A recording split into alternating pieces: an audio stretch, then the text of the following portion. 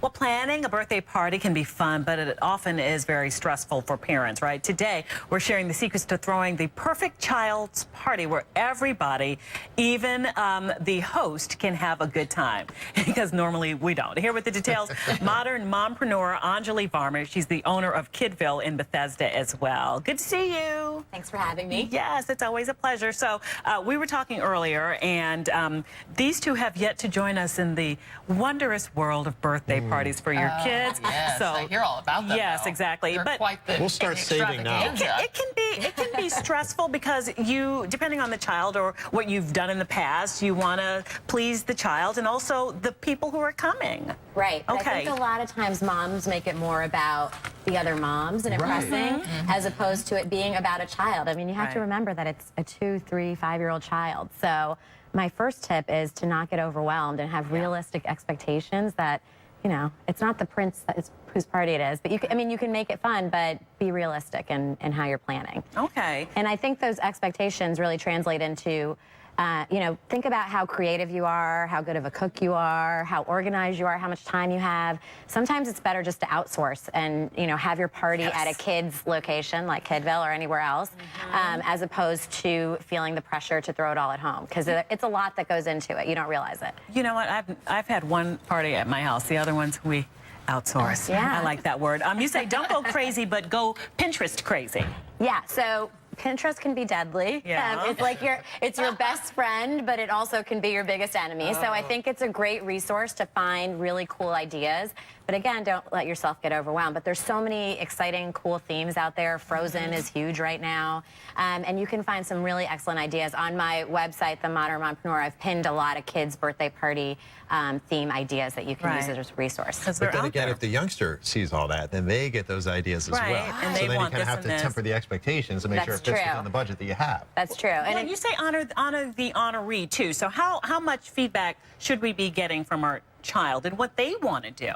So I think it depends on their age, but it is their party, so you should go in line with what they're really into. I think the one trap you may fall into is that kids change their mind like every other day. Right. So you can give them a little bit of leeway, but then once you pick your theme, you know, one day they may be into Teenage Mutant Ninja Turtles and the next into Frozen. Right. So I think that you're just going to have to go with whatever it is that they picked at that time. Don't put off planning. That's a good tip. Also, send your invitations early. Don't make it about gifts. So how do you do that? So I really love this. I've seen a lot of creative things that Kidville birthday families have done, but one is to do a book exchange instead. Okay. So maybe have every child bring a book, and then everyone gets to walk away with a different book. So that way, your kid, you know, you're not cluttering your place with more gifts, and then you're really encouraging reading. Right. Another really great one is to have people bring the gifts, but then to go with your child to a shelter or to some sort of organization and donate all of those presents. And that way, you know, maybe they can pick 1 or 2 that they like, but they're learning about giving back. Should we say that though on the invitation? Like, yes. We should say that. Mind your manners. Now, who is this catered to? Us or the kids? Well, I think that your kids learn from you as an example, right? Yeah. So no matter how young they are, I think a thank you note, I mean, people don't do it enough these days, but a handwritten note, you know, when you get it in the mail or you get it in your child's backpack after school, and it can be really basic. I mean, this year I had my kindergartner, literally, there was a piece of construction paper, he wrote thank you and put a sticker, but it's really the thought that counts, and taking the time to say thank you is huge. And even as an adult, I think that that's important. Yeah. Oh, okay. I think that's awesome, but it is tough, and I feel your pain. I mean, obviously, I don't have kids, but I obviously know a number of moms out there, but there always is that kind of fear that they're going to be judged by the other moms if this doesn't live up to somebody else's expectations. Yeah, how do you temper that, you know? I mean, I think that you just have to you have to get over it, right? Yeah, exactly. You have to get over it. The adult has to get over it. Right, yeah. Okay, so all these good tips, too, ways to send your invitations party, way to make your tables look nice, too. You know, my thing is, before we let you go, often the moms and dads just sort of drop the kids off depending the age. Yes. So I think we could take some of the pressure off of ourselves That's true.